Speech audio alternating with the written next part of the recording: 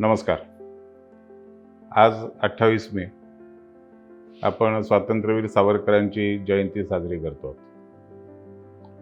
या निमित्ताने मी स्वातंत्र्यवीर सावरकरांना मनापासून आणि अत्यंत विनम्रतेने आदरांजली अर्पण करतो. काही योगायोग असे असतात की त्यांच्याबद्दल नेहमीच आश्चर्य वाटत राहतं. आज आपण सावरकरांची जयंती साजरी करतो. काल 27 तारखेला भारताचे पहिले पंतप्रधान पंडित जवाहरलाल नेहरू यांची पुण्यतिथी होती.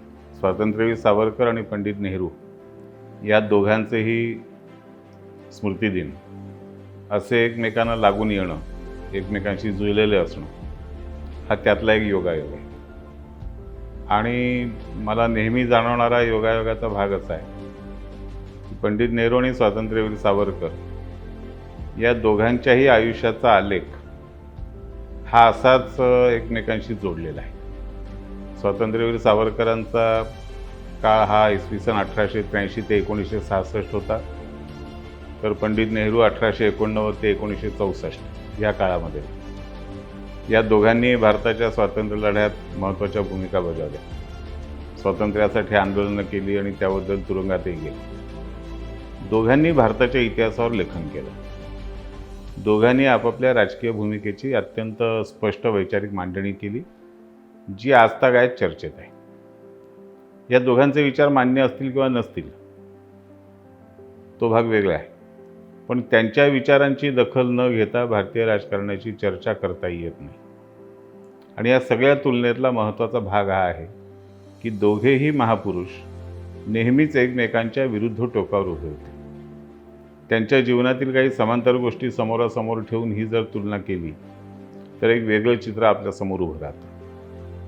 आणि अशी तुलना आजपर्यंत कोणी केली नाही. त्यांच्यामधल्या ज्या योगायोगाच्या गोष्टी आहेत, साम्याची ठिकाणं तर जवळपास नाहीच आहेत, पण जे भेद आहेत ते इतके विलक्षण आहेत की त्याची खरोखर चर्चा झाली पाहिजे, त्याच्याबद्दल अभ्यास झाला पाहिजे. आपण समजा त्यांच्या जन्मस्थानापासून सुरुवात केली. स्वातंत्र्यवीर सावरकरांचा जन्म नाशिकजवळ भगूर नावाच्या लहानशा गावात झाला. त्यांचे आईवडील हे महाराष्ट्रातल्या किंवा देशातल्या त्यावेळेच्या कोणत्याही सामान्य कुटुंबासारखे एक कुटुंब होते. पण त्यांचं जन्मस्थळ असलेला भगूर येथील वाडा आजही सावरकर स्मारक म्हणून उभा आहे. हजारो नागरिक त्या वाड्याला भेट देऊन दर्शन घेत असतात. स्वातंत्र्यवीर सावरकरांशी संबंधित कोणत्याही वास्तूचे जतन राष्ट्रीय स्मारक म्हणून झालेलं नाही. भगूरच्या वाड्याचं सुद्धा जतन सरकारने केलेलं नाही. भगूरच्या वाड्याचं जतन हे जनतेने केलं आहे, सावरकरांच्या चाहत्यांनी केलं आहे, सावरकरांवरती निष्ठा असलेल्या लोकांनी केलं आहे. एक संस्था त्या वाड्याचा सर्व कारभार चालवते, त्याची देखभाल करते. पण अत्यंत उत्कृष्ट रीतीने सावरकरांचं जन्मस्थान, ज्या ठिकाणी त्यांनी भवानी देवी समोर स्वातंत्र्यासाठी लढण्याची शपथ घेतली, ते देवघर, ती भवानी देवी, हे सर्व त्यांनी नीट जतन करून ठेवलं. आपल्याला ते आजही बघायला मिळतं आणि त्यातून आपल्याला प्रेरणा घेता येईल. पंडित जवाहरलाल नेहरूंचा जन्म अलाहाबादमध्ये झाला. त्यावेळेला 150 वर्षापूर्वीसुद्धा अलाहाबाद हे भारतातलं एक मोठं आणि महत्त्वाचं शहर होतं. त्यांचे पिताजी पंडित मोतीलाल नेहरू अलाहाबादमधील एक नामवंत आणि यशस्वी वकील होते. आपल्या मुलाला शिक्षण देण्यासाठी त्यांनी एक युरोपियन अध्यापक घरात ठेवला होता. पण पंडित जवाहरलाल नेहरूंचं जन्मस्थान असलेलं घर आज कोणालाही माहीत नाही. अलाहाबाद नगरपालिकेने अनेक जुन्या वास्तूंवर त्या वास्तूंचं वैशिष्ट्य सांगणाऱ्या पाट्या लिहिलेल्या आहेत. त्यांचं इतिहासातलं महत्त्व त्या ठिकाणी नोंदवलेलं आहे. पण पंडित जवाहरलाल नेहरूंचा जन्म ज्या घरात झाला ते घर मात्र नगरपालिकेच्या नकाशात कुठे नाही. ते घर कुणाला पाहायला मिळत नाही, कुणाला माहिती नाही. आनंद भवन हा एक भव्य प्रासाद आजही आहे. त्या प्रासादात ते वयाच्या 6व्या-7व्या वर्षी राहायला गेले, कारण त्यावेळेला पंडित मोतीलाल नेहरूंनी तो प्रासाद विकत घेतला. आनंद भवन आजही उभं आहे, आजही ते बघायला मिळतं. त्याच्यामध्ये पंडित नेहरूंशी, पंडित मोतीलाल नेहरूंशी संबंधित अनेक वस्तूंचं संग्रहालय त्या ठिकाणी आहे. पण पंडित जवाहरलाल नेहरूंचा जन्म कोणत्या घरात झाला याचा ठोस तपशील उपलब्ध नाही. त्यांचा जन्म झालेलं घर अलाहाबाद नगरपालिकेने सुद्धा जतन केलेलं नाही, मी सांगितलं. आनंद भवन हे मात्र राष्ट्रीय स्मारक आहे. आणि त्याशिवाय नवी दिल्लीतलं त्रिमूर्ती भवन, ज्या ठिकाणी पंडित जवाहरलाल नेहरू पंतप्रधान म्हणून 1947 ते 1964 17 वर्ष राहिले, ते सुद्धा राष्ट्रीय स्मारक म्हणून जतन केलेलं आहे. आणि अलीकडेच पंतप्रधान मोदींनी त्या ठिकाणी प्रधानमंत्री संग्रहालय उभं करून भारतातल्या सर्व पंतप्रधानांचं कारकीर्द दाखवणारं एक अत्यंत भव्य दिव्य संग्रहालय त्या ठिकाणी निर्माण केलं आणि त्याच्यातून भारतातल्या सर्व पंतप्रधानांच्या कारकिर्दीची ओळख एका जागी करून घेण्याची व्यवस्था केली. स्वातंत्र्यवीर सावरकरांचं शालेय आणि महाविद्यालयीन शिक्षण नाशिक आणि पुण्यात झालं. पुण्यामध्ये शिकत असतानाच त्यांनी स्वातंत्र्य चळवळीमध्ये भाग घेतला, विदेशी कपड्याची होळी केली, अनेक आंदोलनं त्यांनी पुण्यामध्ये केली आणि नंतर ते वकिलीचं शिक्षण घ्यायला 1906 साली इंग्लंडला गेले. त्यांच्या शिक्षणासाठी श्यामजी कृष्ण वर्मांनी शिष्यवृत्ती दिली होती. श्यामजी कृष्ण वर्मांच्याच इंडिया हाऊस या भारतीय विद्यार्थ्यांसाठी चालवलेल्या वसतिगृहात ते राहत होते. भारतीय क्रांतिकारकांना मदत केल्याच्या आरोपावरून सन 1910 साली त्यांना अटक केली गेली व त्यांची भारतात रवानगी झाली. त्यांचं शिक्षण पूर्ण झालं होतं, पण शिक्षण पूर्ण झालेलं असून सुद्धा सावरकरांना बॅरिस्टर ही पदवी काही इंग्रजांनी दिली नाही, कारण सावरकरांवरती इंग्रजांचा कायम राग होता. त्याच तुलनेमध्ये पंडित जवाहरलाल नेहरू शालेय शिक्षण घेण्यासाठीच 1905 साली इंग्लंडला गेले. लंडनच्या अत्यंत प्रतिष्ठित अशा हॅरो पब्लिक स्कूलमध्ये त्यांनी प्रवेश घेतला आणि 1907 साली त्यांनी केम्ब्रिज विद्यापीठाच्या ट्रिनिटी स्कूलमध्ये प्रवेश घेतला. त्या ठिकाणी शिकत असताना त्यांनी आपल्या पिताजींना, पंडित मोतीलालजींना पाठवलेलं एक पत्र उपलब्ध आहे. त्याच्यात ते म्हणतात की या शाळेमध्ये शिकण्यापेक्षा दुसरीकडे कुठेतरी शिकणं अधिक योग्य होईल असं मला वाटतं, कारण या शाळेमध्ये खूप भारतीय विद्यार्थी आहेत आणि त्यामुळे माझ्या सगळ्या एकंदर व्यवहारावर, माझ्या वृत्तीवर भारतीय लोकांच्या वागणुकीचा परिणाम होतो आहे, म्हणून कुठल्या तरी दुसऱ्या शाळेत जावं असं मला वाटतं आहे, असं पंडित जवाहरलाल नेहरूंनी आपल्या पिताजीनं तेव्हा लिहिलं होतं. पण ते त्याच शाळेत शिकले, नंतर त्याच कॉलेजमध्ये शिकले. 1912 साली बॅरिस्टर पदवी घेऊन ते भारतात परत आले. लंडनमध्ये असताना स्वातंत्र्यवीर सावरकरांनी 1909 साली the Indian war of independence of 1857 हा ग्रंथ लिहिला.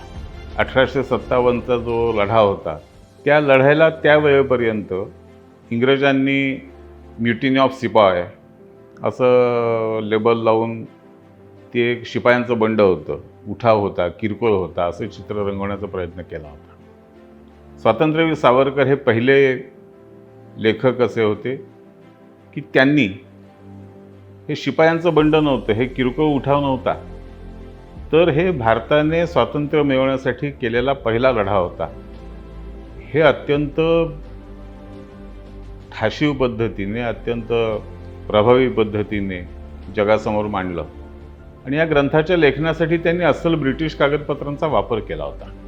आपल्या ग्रंथाच्या सुरुवातीला त्यांनी आपण कोणत्या कोणत्या ग्रंथांचा, कागदपत्रांचा, रोजनिशींचा वापर केला आहे त्याची यादी जोडलेली आहे.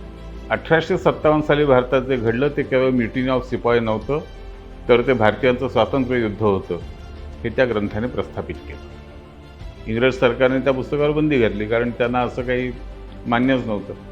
त्या पुस्तकावर बंदी घातली, ते पुस्तक नाहीसं करण्याचा प्रयत्न केला, पण तोपर्यंत त्याच्या प्रती भारतात पोचल्या होत्या आणि भूमिगत पद्धतीने भारतात वितरित झाल्या होत्या. त्यामुळे त्या बंदीला काही तसा अर्थ राहिला नाही. त्याच मुक्कामात स्वातंत्र्यवीर सावरकरांनी लिहिलेला शिखांचा इतिहास या ग्रंथावर सुद्धा इंग्रज सरकारने बंदी घातली आणि त्याचं हस्तलिखितच त्यांनी जप्त केलं. आणि त्यामुळे शिखांचा इतिहास हा एक अत्यंत मौल्यवान ग्रंथ हा मात्र आज आपल्याला कुठेही उपलब्ध नाही आणि विशेष म्हणजे इंग्रजांच्या आर्काईव्हमध्ये सुद्धा तो उपलब्ध नाही, तो नाहीसा झाला. आता याच काळामध्ये 1905 ते 12 याच काळात पंडित जवाहरलाल नेहरूसुद्धा इंग्लंडमध्येच होते, त्यांचंही वास्तव्य तिथेच होतं. पण या काळात पंडित नेहरूंनी कुठलाही ग्रंथ लिहिलेला नाही. जे काही त्यांनी लिहिलं ती त्यांनी आपल्या वडिलांना लिहिलेली पत्र आहेत, ह्या पलीकडे त्यांनी काही कुठला ग्रंथलेखन त्या काळात केलं. पण त्यांनी डिस्कवरी ऑफ इंडिया हा ग्रंथ 1934 नंतर लिहिला आणि तो 1946 साली प्रसिद्ध झाला. ह्या डिस्कवरी ऑफ इंडिया ग्रंथामध्ये 1857च्या स्वातंत्र्य युद्धाला फारशी जागा नाही.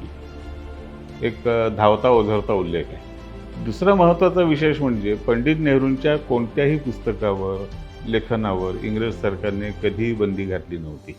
स्वातंत्र्यवीर सावरकरांना बॅरिस्टर पदवी नाकारणाऱ्या इंग्रज सरकारने नेहरूंची पदवी नाकारली नव्हती. नेहरूंना बॅरिस्टर पदवी ही सन्मानाने दिली होती. 1910 साली स्वातंत्र्यवीर सावरकरांना इंग्लंडमध्ये अटक झाली.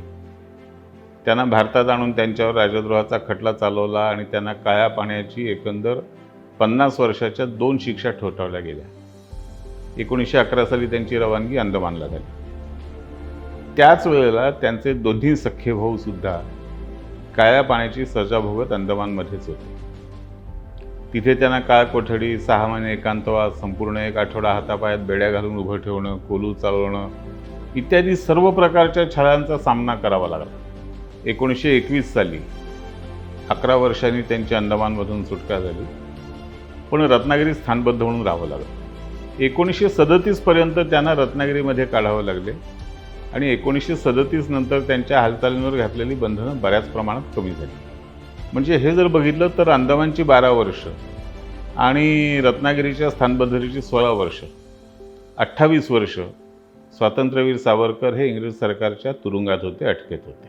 तुरुंगात असताना, अंदमानच्या तुरुंगात असताना सावरकरांना कोणीही कुटुंबीय भेटू शकले नाहीत. कुटुंबियांची पत्र त्यांना दिली नाहीत. ह्याच काळात त्यांच्या थोरल्या बहिणींचा मृत्यू झाला, पण त्यावेळेला कुटुंबियांना भेटू देणं तर लांब राहिलं. त्या बातम्यासुद्धा इंग्रज सरकारने त्यांना दिल्या नाहीत. आता या तुलनेमध्ये पंडित जवाहरलाल नेहरूंना 1921 साली पहिल्यांदा अटक झाली.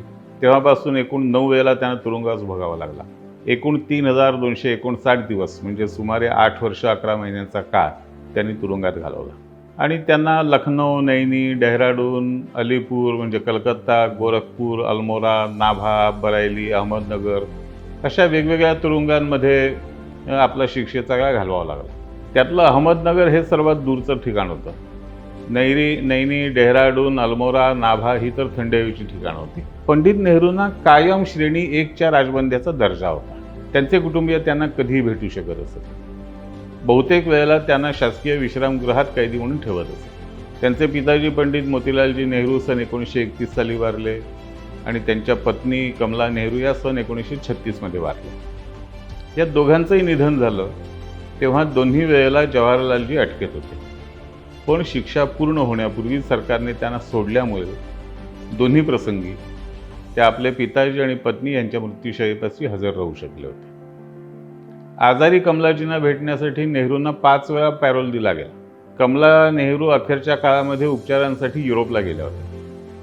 4 सप्टेंबर 1935 रोजी 5.5 महिन्यांची शिक्षा बाकी असताना इंग्रज सरकारने पंडित जवाहरलाल नेहरूंची अचानक सुटका केली. काही कारण न देता सुटका केली आणि त्याच संध्याकाळी ते विमानाने युरोपला रवाना झाले. श्रीमती कमला नेहरू यांचा मृत्यू जर्मनीतच फेब्रुवारी 1936 मध्ये झाला. हा सर्व काळ पंडित नेहरू त्यांच्याचबरोबर युरोपमध्ये होते. फ्रँक मोराईस यांनी लिहिलेल्या नेहरूंच्या चरित्रामध्ये ह्याबाबतचा सर्व तपशील त्यांनी अतिशय विस्ताराने दिलेला आहे. स्वातंत्र्यवीर सावरकरांनी तुरुंगवासाच्या काळात अनेक कविता तुरुंगांच्या भिंतींवर खिळ्यांनी लिहून ठेवल्या. त्यांना लेखन साहित्य, पुस्तकं, वर्तमानपत्र काही दिलं जातं. पण डिस्कवरी ऑफ इंडिया हा ग्रंथ पंडित नेहरू तुरुंगात लिहिला. त्यासाठी लागणारं सर्व लेखन साहित्य पंडित नेहरू घरून मागवत होते. त्यांना लागणारे सर्व संदर्भ ग्रंथ सरकारने तुरुंगात उपलब्ध करून दिले. आणि सर्वात शेवटचा मुद्दा, स्वातंत्र्यवीर सावरकरांचे दोन्ही भाऊ काळ्या पाण्याची शिक्षा भोगून आले होते. एकाच वेळेला तिघेही भाऊ अंदमानच्या तुरुंगात होते. त्यांची सर्व मालमत्ता इंग्रज सरकारने जप्त केली होती. स्वातंत्र्य मिळाल्यानंतर या तिघांपैकी कोणाचीही अपत्य किंवा वारस आपल्या पित्याच्या अथवा चुलत्याच्या त्यागाचा फायदा घेण्यासाठी राजकारणात, समाजकारणात आला नाही. वाडवडिलांच्या त्यागाची परतफेड मागायला समाजाकडे गेला नाही. त्यांची नावंसुद्धा आज कुणाला सांगता येणार नाही. ही तुलना आपण इथे संपवली चांगली, नाही का? धन्यवाद.